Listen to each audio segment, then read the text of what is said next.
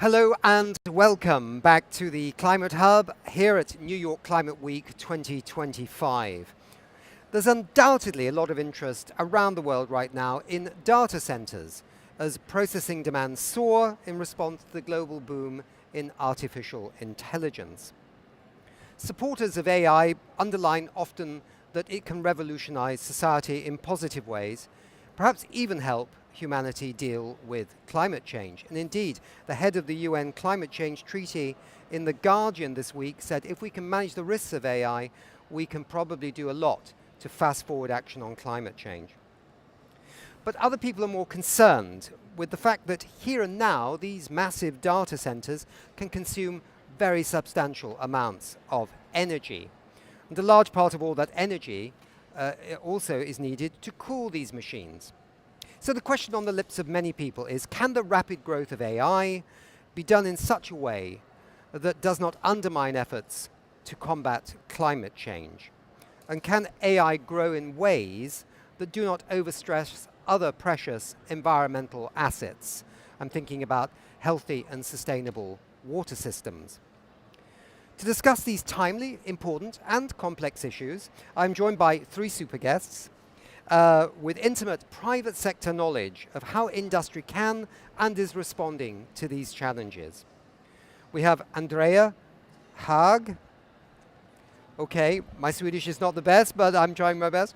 Is the Vice President of Sustainability at the Munters Group, a global player in the area of climate control systems and solutions. We're also joined by Keith Dunnavant. He is Vice President, Offer Strategy and Portfolio Management, Munters Data Center Technologies. Hello. And he's also a fellow of the American Society of Heating, Refrigerating and Air Conditioning Engineers. And last but not least, we've got Phill Lawson-Shanks. He's Chief Innovation Officer, Aligned Data Centers, and a 35-year plus veteran of the digital infrastructure industry. He also serves on the boards of the Neutrality Data Centers, the Green Building Initiative, the Clean Energy Buyers Association, and the Nomad Futurist Foundation. I won't ask you about that. I did look it up, so I know what it is. And we just want to welcome everybody to the show. Thank you. Thank you. Okay, Phill, I'm going to start with you first. Can you briefly tell the viewers what your company does and how it fits into today's discussion? Absolutely. So we are a design, build, operator of hyperscale data center platforms. We build the most sustainable data center platform that's possible to be built in the wholesale market space. Because of some particular cooling technologies, we've become very attractive to that high-density compute marketplace. So with our partnerships with Munters, we have some very interesting technologies that enable us to cool this incredible rate of capacity that we're seeing. If you think about how data centers used to be, the racks that you see within the halls, they were about 3 kilowatts per cabinet. We were able to cool up to 50 kilowatts a cabinet with just air. Now we're seeing the need to go to 120, 300, 600, up to a megawatt and beyond. Okay. Okay, yeah. We're going to dive a bit more into that actually, because that's fascinating and quite complex too. So, but I think we also want to ask you this other question, and that's about this boom in data centers, because lots of people are talking about it all around the world. How big is this growth, and what is fueling it? Is it AI, or is it, in addition, other things? Are we just needing more processing capacity, even if there wasn't AI? Sure. I think if you go back to COVID, for example, the growth rate of data centers were fairly stable. And a great point was on March 17th. If you look at the daily active users of Microsoft Teams, it was about 44 million daily active users. 19 days later, when everybody went home, that was up to 77 million daily active users. So we saw a tremendous growth curve there, just to accommodate everybody working remotely. And that had tremendous impacts as we went through. Now we're seeing another huge tick in capacity with AI. Not only the large language models that we're seeing, but also how that's starting to filter out into the end user communities. So this is an exponential growth curve. All the hyperscalers are running after this to own that market space. The large enterprises are eager to get into that space as well, so they can use some of these agents within their infrastructure. So was it foreseen? I mean, did everybody know this was coming? Or is it like even they saw it coming, but they didn't see how big the train was? I think what happened when OpenAI launched ChatGPT, that changed the world. All of the hyperscalers have been working on their own versions of AI, so they then had to release theirs, which then created almost an arms race to keep up and keep ahead. Not only for this country, but globally. Every country with their sovereign data requirements, they're all trying to get ahead of this because the genie's out of the bottle. Everybody wants to use AI. It is the underpinning of this next industrial revolution, and it requires data centers to operate. So this isn't going away. I think we'll see S-curves within this. There'll be natural breakpoints, particularly in getting access to power, and then availability of chips as the fab plants come on stream. But this is a continual growth path. It's not going away. Okay. Thank you very much indeed. Now let's turn to Andréa. Again, just briefly, for the audience, Munters, what is your involvement in the whole data center story? Yeah, so maybe starting off with what Munters is at all. Who are we? So very briefly, we're a global manufacturing company that focuses very much on providing the right temperature and humidity in mission critical production. And one of the parts is cooling the data centers. We have a global footprint of 5,000 employees in more than 30 countries. And of course, data centers is one big part of that. Right. And those staff are now being deployed much more on the data center front, perhaps, than they were 10 years ago. Yes, yeah, absolutely. Sure. We see a tremendous growth, and alluding to what Phill just said, I mean, we try to keep up on that pace as well. So we have 5 years on this planet, according to the science, to actually halve global greenhouse gas emissions, to have a 50-50 chance of hitting net zero by 2050 and at least saving most of what we call wonderful planet Earth, right? So this is a really critical moment where suddenly AI has come into it and kind of scrambled some of the plans. Sometimes you get political scrambling as well, but this is a new challenge. You as a company have really been rising to the challenge of climate action, climate change, and so tell us about the climate implications of these data centers and also how this fits into your company's new and ambitious climate goals. Yeah, so then again, taking a step back, looking at our entire business and trying to couple business and sustainability, we mapped all our emissions throughout the value chain, and we can see that no matter is it data centers or other applications, 99.97% of the carbon dioxide emissions or greenhouse gas emissions are in the product use phase. So we're looking at products that live for 15, maybe 20 years and actually emitting a lot of carbon dioxide during the use phase. This is part of our ambitions to halve our emissions between 2023 and 2030, to align with the Paris Agreement's 1.5 degrees scenario. And in this, data centers are a great deal, of course, together with the rest of our business areas. So you can also help. You can help yourselves to achieve your targets, but you can help a lot of other industries and businesses to actually maybe achieve some targets they may well have on climate change by your technology in the data centers, etc. Absolutely, and I would say that we are very committed to halving our climate footprint towards 2030, but still actually doubling in size. And I think that is also very much connected to the data centers, because we need to work with the energy efficiency, with the renewable fuels of our customers, and also rely very much on stated policy globally. Thanks, Andréa. Let's go to Keith now. Can you maybe talk to us a little bit, and by inference the people watching this, can you talk through in a bit more detail what kind of technologies you are deploying to, in a sense, help at least green to a certain extent the data centers, rather than not being green at all?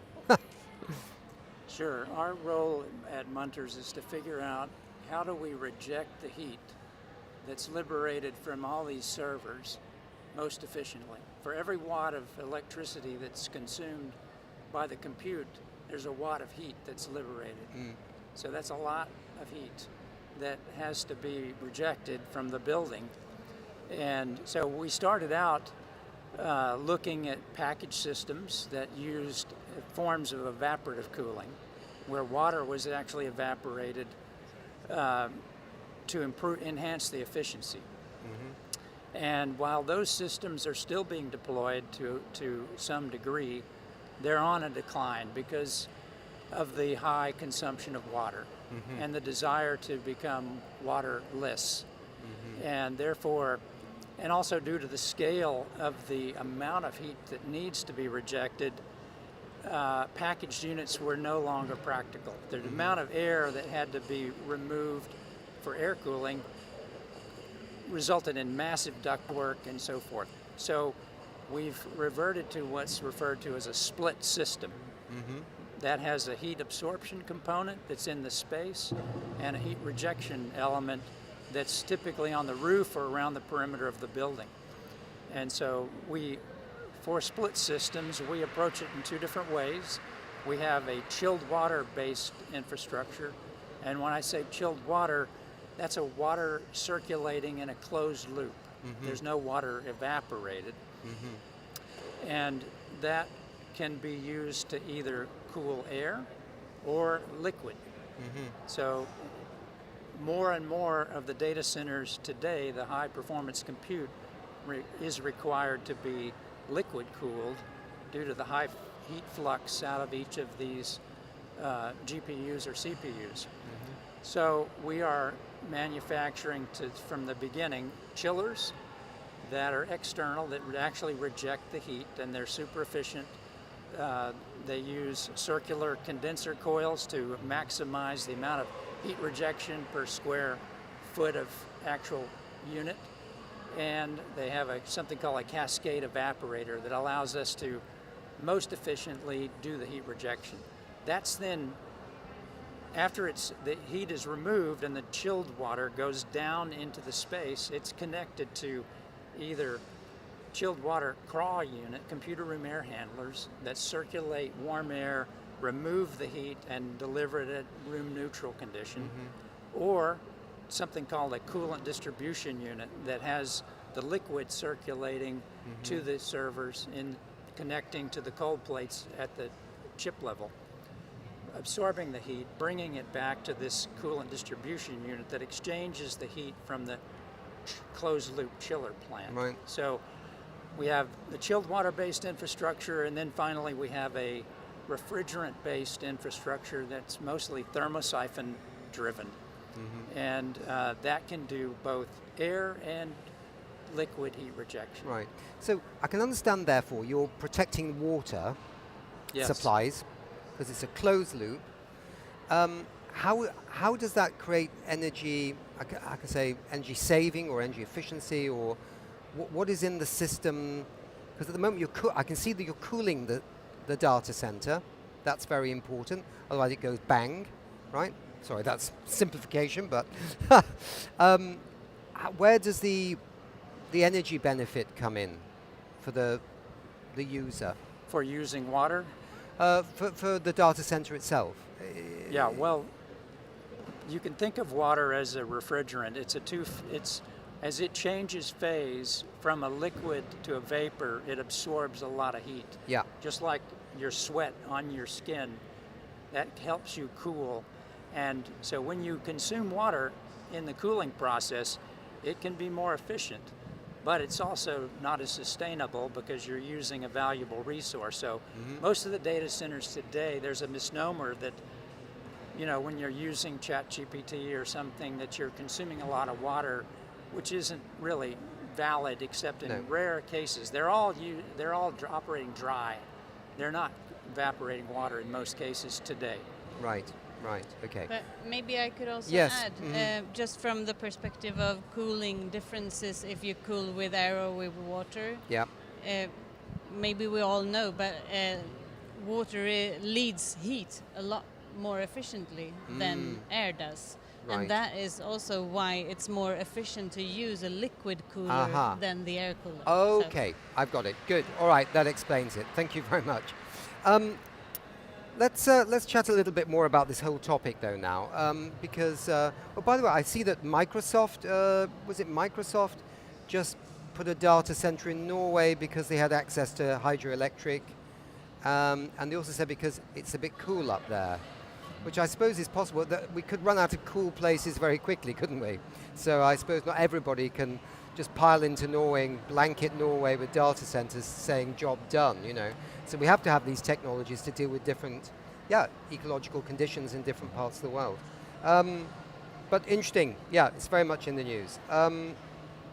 So we've heard a lot about the boom in the data centers, and I think I asked whether this was a temporary boom linked with training AI that will eventually slow down somewhat, but I think you made it quite clear that this is not going to be the case, right? This is going to carry on. Yes. So we can't just say job's going to be done in 5 years. It could be, we could all be long gone, up with the invisible choir singing in heaven by the time that we would slow down. So this has to keep moving, absolutely. Yes. Is anybody trying to, look at this, to think about, next steps? Is it being planned? Is there anybody central? Or is it just governments? Or is it the private sector like Microsoft or Google? Is there any vision in how this is going to be planned over time? Or are we missing that a little bit was one thought that came to my mind was, is it a national planning issue? Is that what it is? Or That's an interesting question. I think, and I can only really talk about the Americas. So it's very much commercially driven. Most of the sites that are being chosen today are sites because they have access to power. Power is the gating factor. Right. Availability of power. So as that grows out, we'll see more. But also within that, you're seeing a lot more interaction with the communities. So we're seeing data centers that are being built. Like for example, we took an industrial site in the north of the country in Ohio, a city called Sandusky. Up until very recently, it was producing most of the ball bearings in the world. After the Second World War, this site was put together. But about 20 years ago, that business went offshore. It was cheaper to make those in other countries. So that site had a couple of different lives, but it's been lying derelict for a long time. So we took it over, we cleaned it up, and we're building data centers there. But also we're very active in the community. We're working with the schools and the local communities to bring in internships to see how we can bring impact into that community, to really engage with them. And I think you'll see more and more of that across the country. But right now, data centers are being built where they can be built, frankly. Right. So I imagine as this thing is rapidly taken off, right? There comes a certain point when it becomes a reality in the minds of state or regional planning people, and they suddenly will start looking more closely at things like noise, or maybe could we use the heat in some way in the local, say, district heating or something like that. But I imagine it's gone so quickly, so fast, it's like the horse has just gone ripping out of the door, right? I mean, you're doing your absolute best to make sure that your technology is in these centers to ensure there is, a sensible way of cooling them, right? But it's obviously a dynamic story that will probably evolve. What do you think, Andréa? No, well, I'm thinking that at least Munters has 70 years of industrial knowledge, and we have processes built in to sort of cope with those questions. Yeah. Even though the products now are used in a different setting, we have the procedures and we have the mechanisms to sort of capture that, I think. And of course it needs to be developed to fit with the modern world, what we see coming up. So turning to Phill here, I don't know if that applies to you as well, that you sort of have those mechanisms in place. Yeah, we look to reuse as much heat as we can. In North America, it's a challenge because district heating, usually down in the cities, and the data centers are way out in the periphery. I think as we get more to this new emergent AI edge, I think that will play more of a role. We've looked at many ways of using the heat. Right now, with the current technology, the heat isn't what we call useful heat. It's not hot enough to make a difference. But the wonderful thing about liquids is once you get it to a certain temperature, it takes very little energy to bump it up a little bit more. Yeah. So there are lots of experiments, maybe heating greenhouses, doing all sorts of things, maybe local industrial use for that local waste heat. Swimming pools? Swimming pools, yeah. There was a case in Paris where a data center provider was using the heat to heat the swimming pools for the Olympics. Yeah. There's more work to be done, but we're all engaged in looking at how we can utilize that heat. Now we're talking about the circular economy, right? Exactly. If we think about it. Yeah. And that requires more than just one player. It requires a whole ecosystem of players to make decisions that are beneficial for everybody, and that's a different picture. I'm curious that Munters must be learning things from the data center experience, and whether the things that you're learning could be applied to new and different kinds of or improved technologies over time that could be used, say, in other areas instead of data centers. I mean, this planet is getting hotter anyway. We know we have to keep cities a bit cool. People may be suffering from heat strokes and things like that because the city is getting hotter. We need a lot more trees, of course. They're quite useful at cooling cities. I think we'll all be in favor of that. But maybe some of the technologies you're dealing with could be applied in the future to other things. Is that possible, or Keith? It's definitely possible. Right now, the focus, though, is purely on the data center heat rejection technologies. I mean, the thermosiphon heat rejection approaches have potential for use in other commercial applications. We haven't gone there yet, but there is that possibility.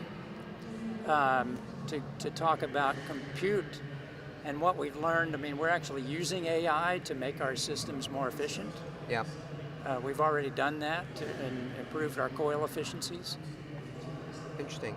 And I think that, I mean, on the topic of what we see today, that energy demand increases, that sort of puts the focus very much on energy efficiency again and again and again. And that has been part of our mission the past decades in other applications too. And I mean, we need to apply that for data center cooling as well.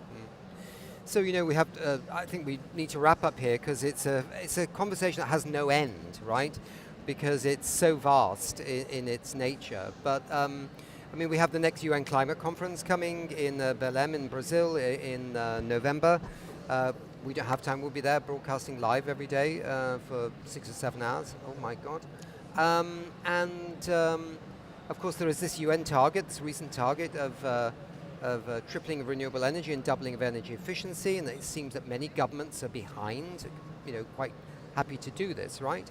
But I would thought that because of the AI and the data center story, there's an even extra urgency in meeting these targets, even maybe before the deadlines that they have set. And so I can imagine there's going to be quite a lot of lobbying in Belém to see even more stepped up action on energy efficiency and renewables because of this additional new challenge we all have. And I don't know what you think, whether it could be a topic for the government. For sure, but I think that looking ahead, I mean, 2030 is just around the corner, and we're running as fast as possible. And I think that if we can just continue on the path of energy efficiency, the use of renewables actually, and also the stated policies going forward, I mean, would those three wishes come true, I would be so happy. I think it's very difficult to push it even harder. You're right, because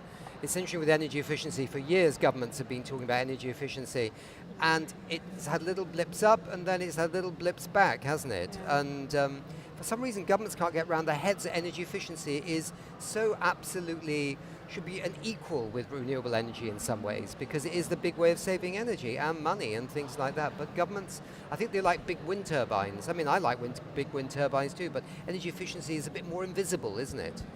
Yeah, but if you could have some energy efficiency, we have had discussions on several percent, 5, 10, 20, 30%, and then you could convert it into renewables, for instance. That would be more sustainable than just transforming, for instance. So yeah.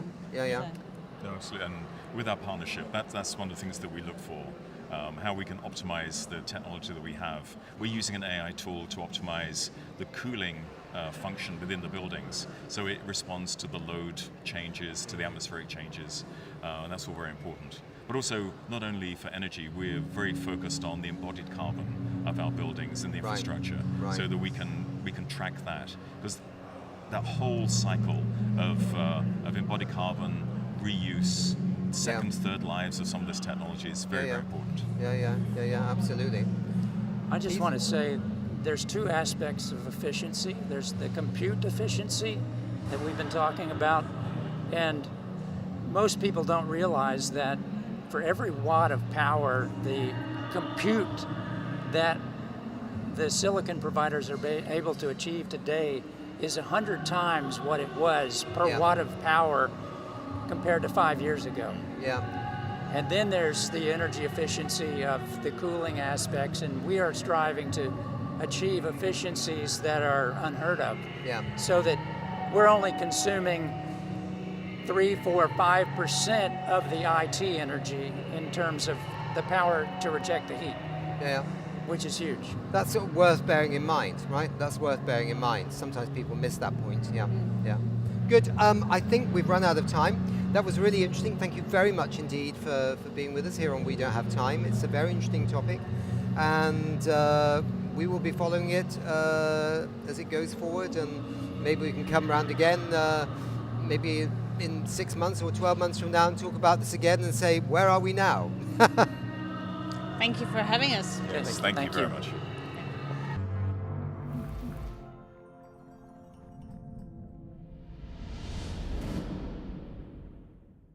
So we're here in New York for Climate Week, but of course the climate does not exist in isolation. All of the Earth's systems on the land, in the ocean and in the atmosphere are intrinsically connected. So a sustainable future means addressing the threats to our oceans, and there are many. To learn more about this topic and the work being done around it, we're happy to welcome Michelle Carnevale. Carnevale, okay, it's more Italian, isn't it?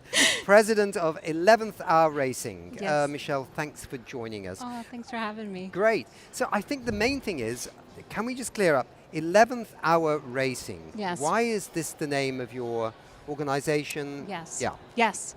So the mission of 11th Hour Racing is really to foster the connection between land, sea, and people.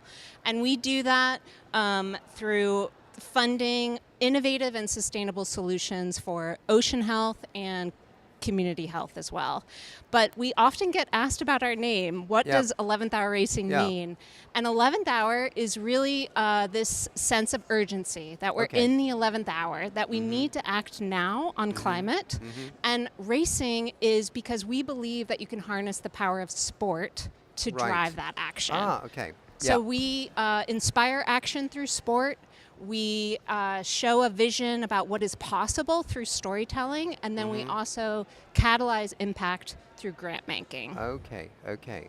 So very interesting indeed. And so I've seen your exhibition, if I can call it that, here at the Nest Climate Campus here at New York Climate Week. And so there's this wonderful, slightly dark part of the room you go through with lots and lots of the creatures, some of them almost invisible to the human eye, that are in our ocean systems, and how beautiful they are, but also what kind of crucial jobs they do for humanity.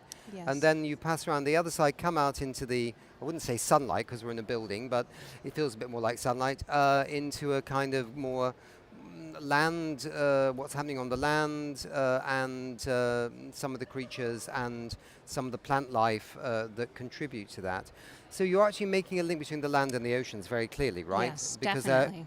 totally interlinked, yeah? Yes. So ocean health really starts on land. And Yeah. what we try to communicate through these exhibits and storytelling and just using different communication methods is how connected systems are, and particularly how soil health and ocean health are connected. So one climate solution that we're really trying to help promote in communities around the country is composting, and how composting our food waste is a climate solution that avoids methane gas production, but also helps to build healthy living soil. And that is an amazing carbon sink. When we can help to build healthy soil, it sequesters carbon, but it also cleans water, the runoff that kind of runs from our land into our harbors and our streams and local waterways. So we're really trying to showcase through this exhibit the connection between these two systems. And we're an ocean-based funder, but we are so focused on soil health as a practice that we on land can help to steward through our different behavior. Yeah, absolutely. Yeah, it's interesting. We're staying in an apartment in Wall Street, which is very nice, and we have a view of the river and everything. But we have to somehow, because there's the teams there, we're producing trash. And I went downstairs to ask, what do I do with this? And they went, well, there are some things you can recycle and some things you can't in New York City. And I said, okay, well, what are they? And then they started scratching their heads. I said, okay, it's probably cans, it's probably glass. What about the organic material? Can we compost that? And they were like, not sure. I said, what a waste. Yes. Because it's very classic in Europe that most people do compost to a certain extent. Yes, and in New York City, they are starting to launch some composting in the different boroughs. I mean, it's such a huge challenge in such a huge city. Yeah. But even here at the Javits Center, they compost the food waste. And we were just upstairs where we saw that the food waste is composted for the farm, and then it's used to build healthy soil, that they grow food for the vendors here to serve to guests. Yeah. But that's the kind of circularity that I think we all need to get back to. Absolutely. No, absolutely. And I mean, I know that at the next climate conference in Belém in Brazil, that the government there wants to do a lot to empower their waste pickers where their big tips are, to actually collect organic waste and bring that back into the system. Again, for the methane argument, which we're also very passionate about here, and for other reasons. So tell me, so how do you work with sport then? How does that happen? Well, I'm really excited. Today we just launched a new alliance with Protect Our Winters. It's called the Water Alliance. And it's a new initiative that will bring outdoor athletes as well as scientists and nonprofits and community leaders together to tackle water-related issues from the tops of the mountains down to the ocean floor. So the water cycle connects us all, and we really believe that athletes are a unique and powerful way to engage people. I think sometimes climate science and all of these issues can be very overwhelming, and we find that people connect with stories more so than statistics. And offshore sailors in particular are amazing storytellers because they see parts of our planet that most of us never will.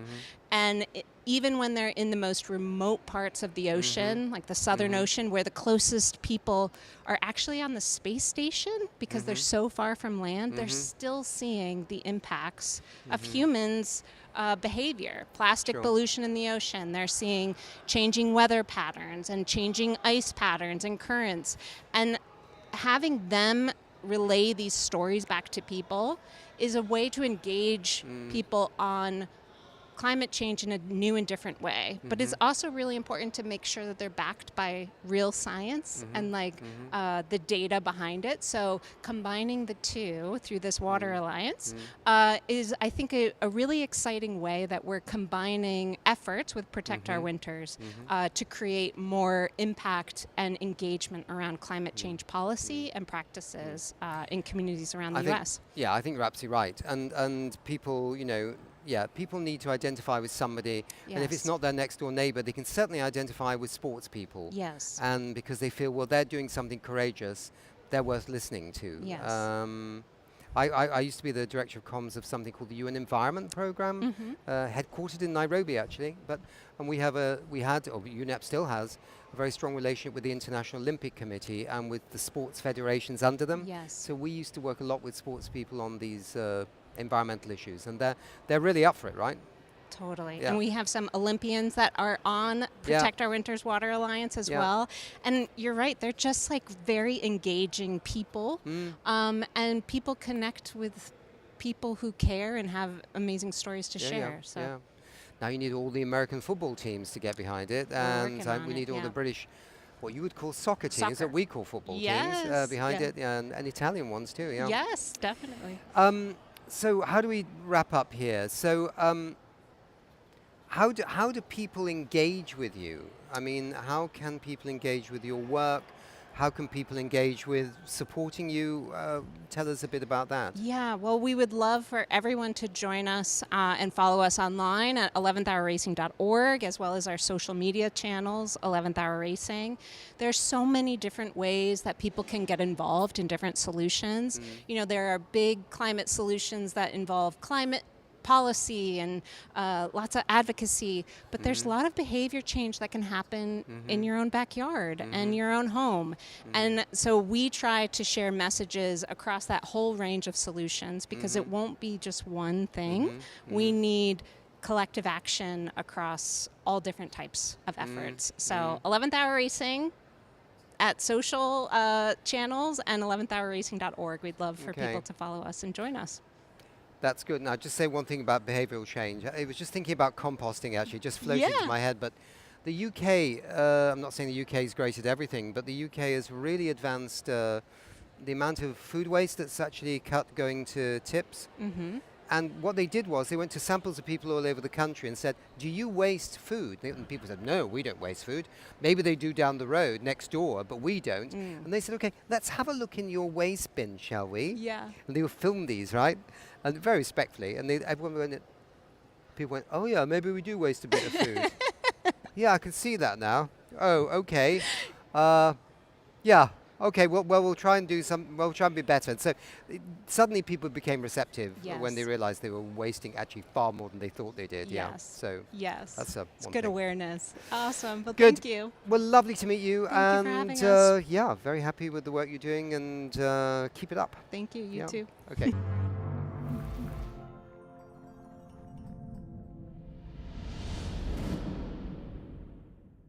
Hello and happy New York Climate Week 2025. My name is Kirsten Love. I'm the Chief Marketing Officer at Tradewater, where we are focused on scaling the mitigation of non-CO2 super pollutant gases like old refrigerants and methane from orphan oil and gas wells.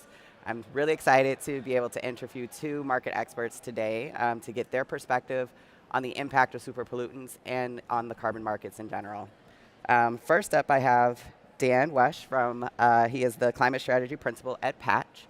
And Patch is a platform focused on scaling unified climate action for corporate buyers and helping them to participate in the voluntary carbon market. So thank you, Dan, so much for being here with us.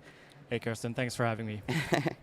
I wonder if you can talk about why non-CO2 solutions like ozone-depleting substances and their destruction and the mitigation of methane are essential to holistic portfolio-based sourcing strategies.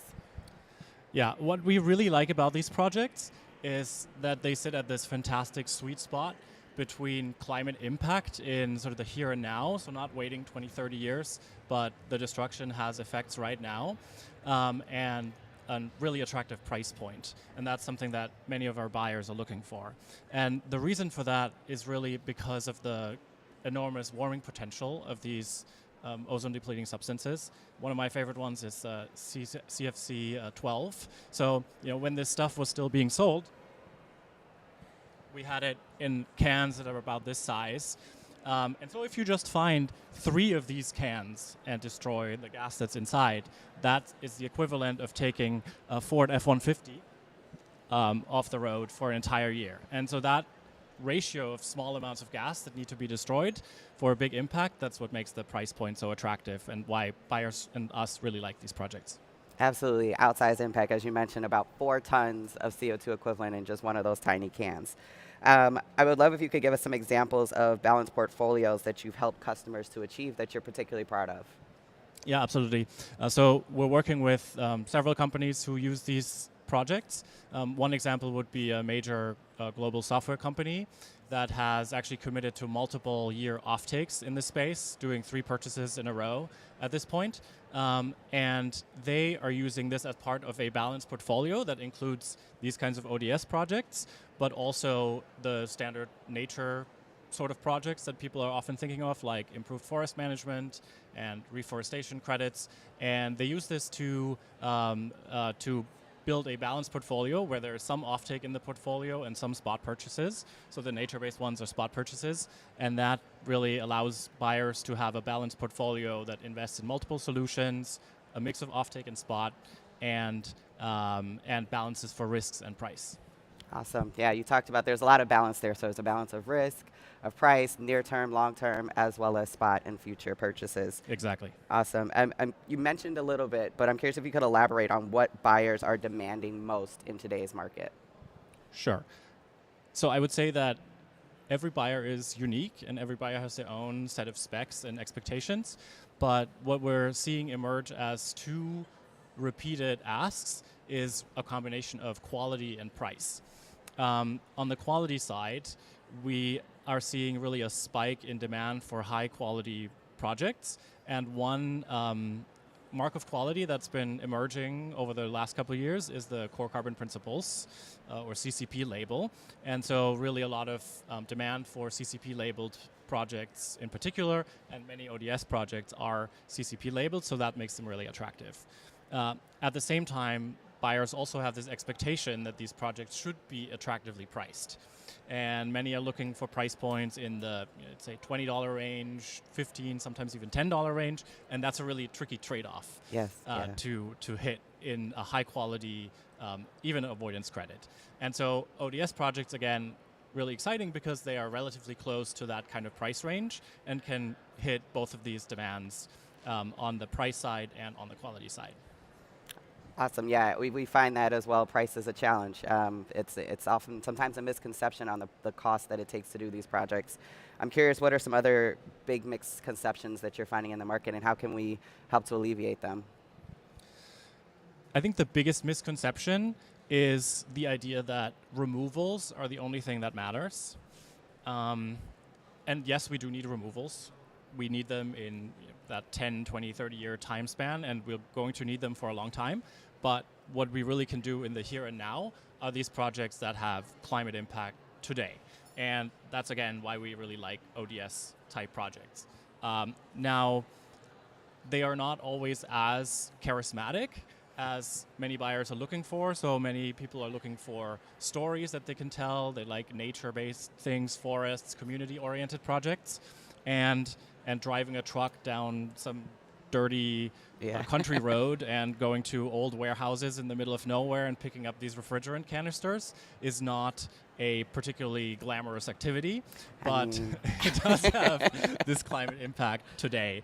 And so we are seeing buyers think about the quality and the impact right now more and more, and reconsidering, therefore, again, as part of a balanced portfolio, some ODS type projects that are then combined with other things, other projects that have more of a nature or community story. Awesome. It goes right back to balance, right? Making sure you have that balance of impact, of story, of social impact, climate impact, near and long-term impact. So that's awesome. With the integrity-driven verified carbon market projected to reach about $25 billion by 2030, what advice would you give buyers who want to fund measurable, high-impact climate action not only today, but also tomorrow? Yeah, I would say some of the most important things, or the most important thing is to act now and to get clarity over what you are going to need in the future and on what timeline. Yep. So think about your decarbonization trajectory. Figure out your credit need, ideally as far in the future as possible, and then consider things like offtakes to lock in that supply. We're seeing supply shortages in this market, particularly for high quality credits, and lock in the price, because prices for, again, high quality CCP labeled credits are also rising. So if you have some of that forward-looking perspective and clarity on the future, then you can start designing your budget around that, your portfolio in a balanced way between offtake and spot to deliver climate impact and do it at a price point that doesn't break the bank. So what I'm hearing is think about it now, don't wait, make sure you take action, and I'm sure if they have questions, they can always reach out to Patch. Absolutely. Awesome. Well, thanks so much, Dan. We really appreciate you coming in. Thank you, Kirsten.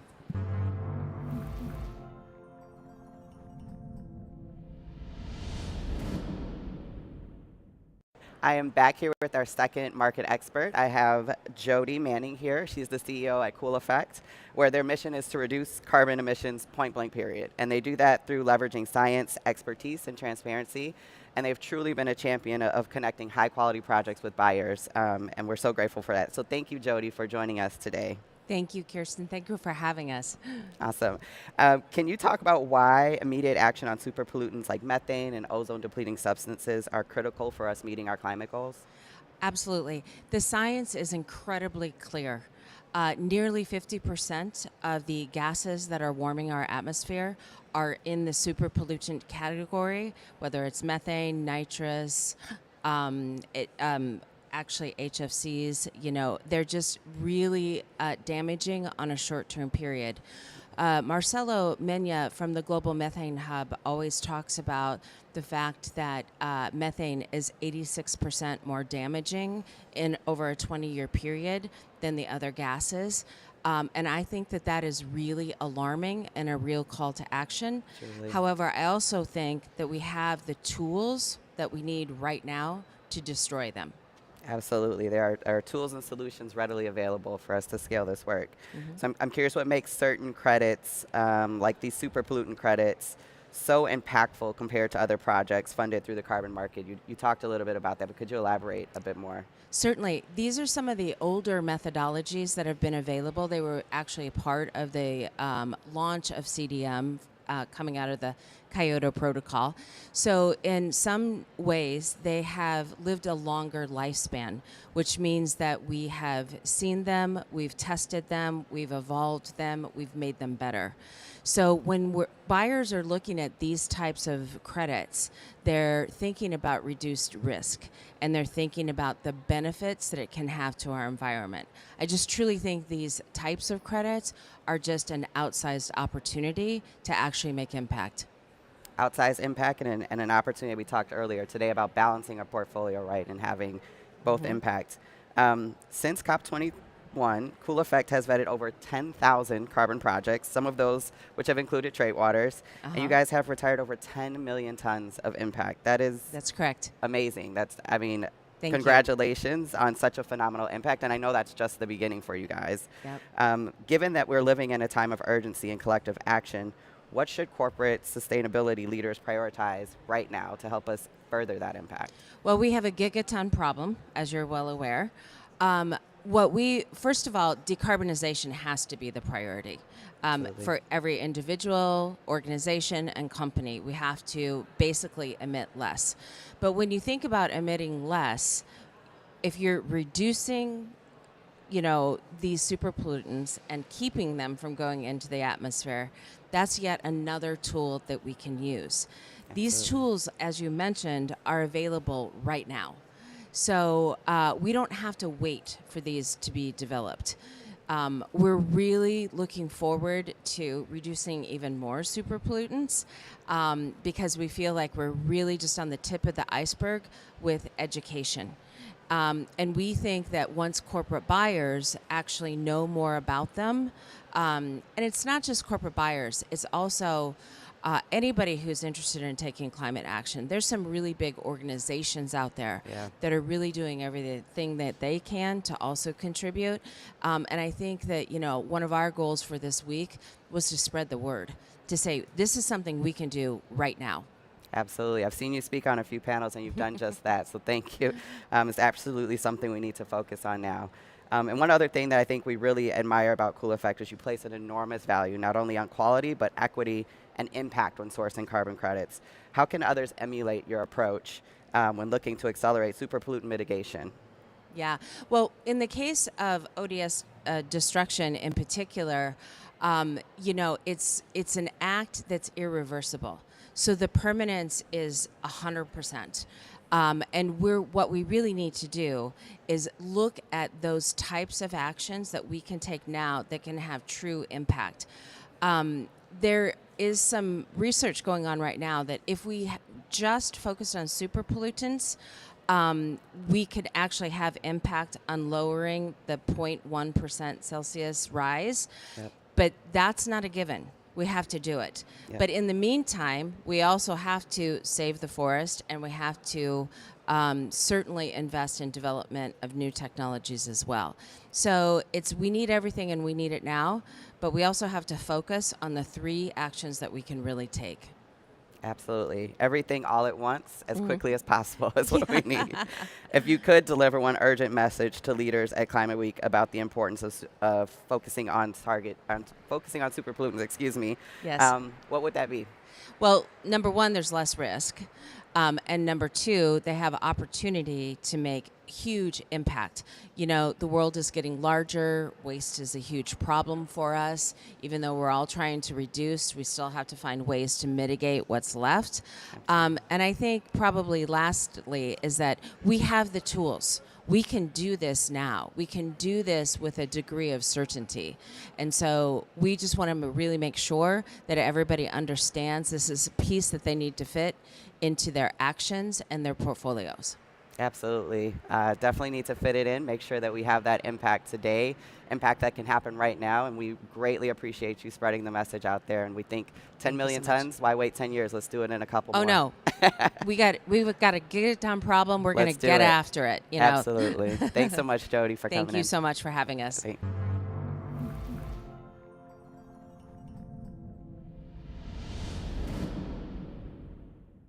For people in the climate movement, Bill McKibben hardly needs an introduction. But just in case we have a few viewers that have never heard of Bill McKibben, let me just say that Bill wrote the first popular science book on climate change in 1989, long before many people were aware of the problem. And that book was called... The End of Nature. The End of Nature. Thank you. Cheerful title. Cheerful title, yeah. Since then, he continued writing, advocating, and organizing, founding major environmental groups like 350.org and the Third Act. And most recently, he's published a best-selling book, Here Comes the Sun, A Last Chance for the Climate, and a Fresh Chance for Civilization. So Bill, very delighted to have you on We Don't Have Time TV. It's very good to be with you all. Okay. Look, without spoiling the book for the potential readers, what is the last chance for the climate and a fresh chance for civilization that you're referring to? Look, in a dark time on our planet, and it really is a dark time between the rise of climate crisis and the rise of authoritarianism in so many places, there's one piece of big good news bubbling up over the last 36 months or so, and that's the explosive rise of renewable energy. What we've called alternative energy, energy from the sun and wind, is now the obvious, straightforward, common sense choice. 95% of new electric generation around the world last year came from the sun and wind and batteries. Far, far outpacing coal and gas and oil. If we can keep that up, if we can speed up that transition, then we can't stop global warming, too late for that, but we may be able to stop it short of the place at which it just cuts civilization off at the knees. We'll see. The numbers are staggering. The Earth is generating a third more power from the sun this September than it did last September. In China, in May, they were putting up 3 gigawatts of solar power a day. That's the equivalent of 3 big coal-fired power plants, one every 8 hours, but just made out of solar panels. That's pretty staggering. So for the first time in the period of the climate crisis, we actually have a tool that we can scale fast enough to perhaps make a difference. And do you think this is partly why we have an administration here in the United States which was elected in part by large donations from the fossil fuel industry? Is that in part why we have this reaction right now? Because basically the knuckles are off. The gloves are off, sorry, the knuckles are there. The oil and gas industry know that maybe now their business model really is on short notice. Oil and gas industry faces an unprecedented threat, and the stakes are very large. They have trillions of dollars worth of reserves that will be much less valuable as people start to use sun and wind. So they want to slow that down as much as they can. Yeah. You're right, that's why they paid large sums to help elect Donald Trump president, and he's given them what they wanted. But even in this country, they're going to have a hard time stopping it altogether. It's the conservative Republican state of Texas that's putting up clean energy faster than any other part of the United States now. And around the rest of the world, people are looking at Trump and thinking, I do not want to be dependent on the United States for my oil or gas. I'd much rather have some solar panels so I can depend on the sun, which so far has come up every morning. Well, exactly, and you just provided the numbers, and then there's the other number, just over 40% cheaper, solar 40% cheaper than the nearest cheapest fossil fuel. We live on a planet where the cheapest way to make energy is to point a sheet of glass at the sun. That is new as of 3 or 4 years ago, but it's revolutionary. It allows us to imagine humans quickly kicking their 700,000-year-old habit of setting things on fire to power our lives. Fire has been good to us over the eons, and in the years since the Industrial Revolution, it created modernity, everything around us. But now the cost is too high. The cost to the climate, the cost to the 9 million people a year who die, 1 death in 5 on this planet from breathing the combustion byproducts of fossil fuel, all the air pollution it causes. And the cost is too high because it keeps creating despots and oligarchs who happen to control the small pockets of coal and gas and oil scattered around the world. The sun and the wind are everywhere and available to everyone. So this is a move in the direction of democracy as much as anything else. Where do you see the next step here? So, I mean, not everybody's fully enjoying the benefits of solar yet. There are parts of Africa where they simply haven't got the money to invest, and therefore they're having expensive loans. There's also the storage issue now as well, isn't there? Storage is not really a problem. Battery prices are falling faster than even solar panel prices. You know, in places like Texas, they said this year our grid is more stable than it's ever been because we have lots of sun and lots of batteries. The poorest parts of the world are actually seeing the fastest uptake of solar power. Africa now is, in the last 6 months, seeing huge increases. But yes, this would be the obvious place to apply climate finance from around the rest of the world at the project of getting solar power to people who've never had any power at all, along with taking apart the power grids in the developed world and reconnecting them up to the sun and the wind. So solar is the one in everybody's mind right now that understands what's happening. Wind, of course, too. Kenya, for example, has been exploiting the geothermal in the Great Rift Valley, plus I think the biggest wind farm in sub-Saharan Africa, and they've got solar. And now they've got a surplus of green energy in Kenya, so they're now putting it into electric buses. I mean, yes, absolutely. As soon as we've got lots of electricity, everything else follows. EVs and e-bikes, you know, heat pumps instead of furnaces or air conditioners, induction cooktops to allow easy cooking off electricity. I think that sun and wind power is just another form of solar power. The sun heats the earth differentially, creating the winds that turn those turbines. I think those are the two main sources. Other things like geothermal will play smaller supporting roles going forward, but most of the action comes from the extremely cheap solar and wind power that we now enjoy. And there's still the oceans.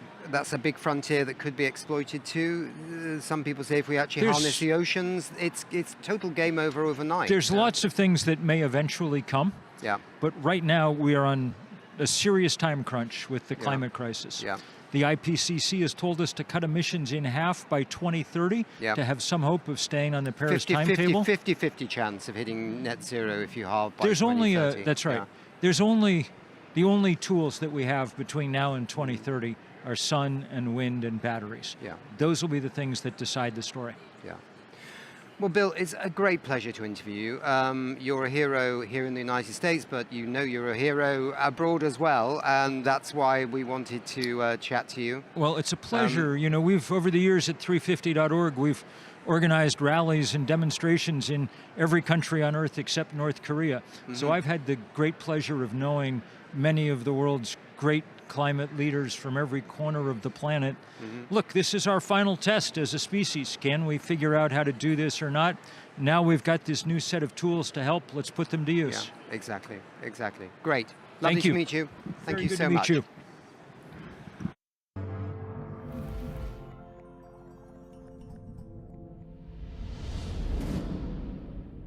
Hi, my name is Meg Baltes, and I work for a company called Tradewater. We are a certified B Corp that focuses on the elimination of super pollutant gases. And I'm delighted to be joined today with Monica Miller-Prabhu, who is the founder and executive director of the Methane Mitigation Industries Council. Thank you for being here with us today, Monica. You're very welcome. Thank you for having me. Of course. I want to start off by asking, what inspired you to create the MMIC? So I was working in methane mitigation as a technology developer, and I looked around and realized that my colleagues and peers and I were very spread out and fragmented and siloed across a bunch of different industries. And while we know that there is so much good impact that we can have, it didn't feel like we were moving fast enough. And in looking at that, trying to figure out what I could do, I heard this idea that I wasn't the first to say it, but that a fractured approach is a failing approach, and it really felt true. So when some of my colleagues came to me and asked me about starting something that could get us organized, I decided, yes, that was really, really important, and it's something that I could do. So MMIC, Methane Mitigation Industries Council, is a direct result of the industry itself recognizing that it needed to get in gear, get organized, and sort of bring the pieces together. So you mentioned this time component of kind of needing to act now. What is the role that you see methane mitigation technologies playing in getting us to net zero by 2030? Well, I will defer to my climate scientist friends on this. Taking their lead, we understand that 30% of the current warming can be directly attributed to methane emissions.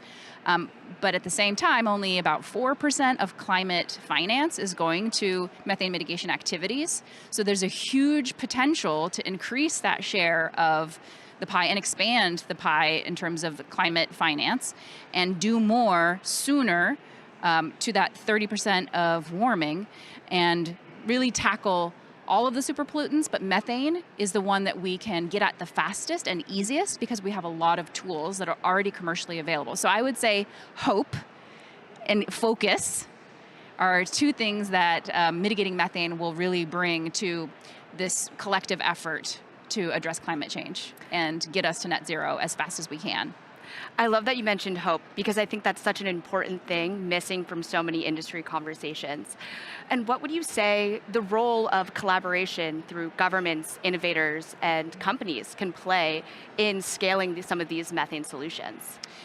So it's amazing to be here at Climate Week, and I have been to almost maybe a dozen events relating to either super pollutant mitigation or methane mitigation specifically.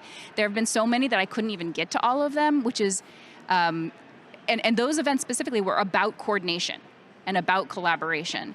So yes, there is a recognition across the industries that partnership, coordination, being strategic, because methane mitigation means finding all of those many sources across many sectors, more than just in food and dairy and oil and gas and waste. There are so many sources of methane, and they need different approaches and solutions. So coordinating and partnering is going to be absolutely essential.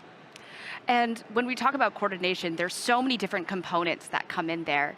And so what are maybe some of the biggest obstacles that you see in scaling these technologies or having these conversations, and maybe some of the greatest opportunities we have towards climate impact? Yeah, so my organization is very squarely focused on the hurdle of driving demand and interest for methane mitigation.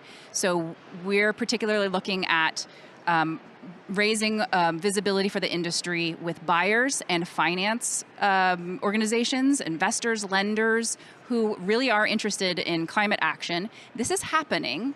Thankfully, MMIC is not alone in starting to improve demand for super pollutant and methane mitigation. But I think that that's one of the biggest hurdles, is that we really need demand. We can be doing the work and building the tools and developing projects, but if nobody is buying on the other end of it, that's the biggest hurdle. It's also the biggest opportunity, because if we can mobilize capital towards methane mitigation and towards super pollutant, the concept that there are super pollutants that can have near-term impact, we're going to be doing a lot of good quickly, while we're at the same time not forgetting that decarbonization is the long-term play. We can't take our foot off the gas on that. Of course.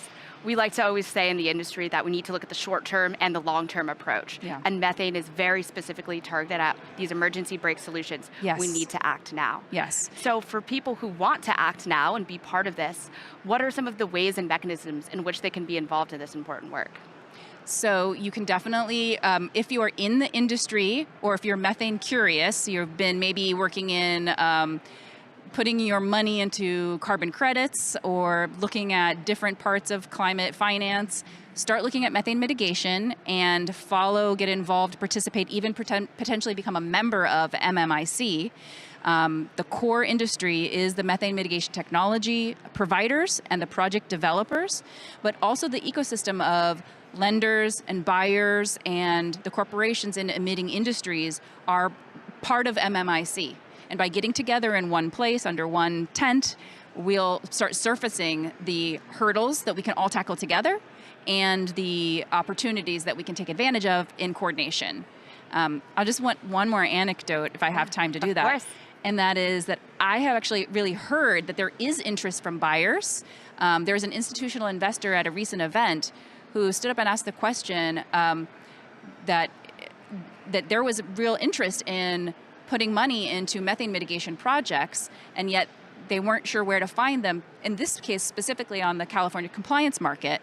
And the truth is that there are methane mitigation projects that issue carbon credits, but they're carbon equivalent, so they're CO2e.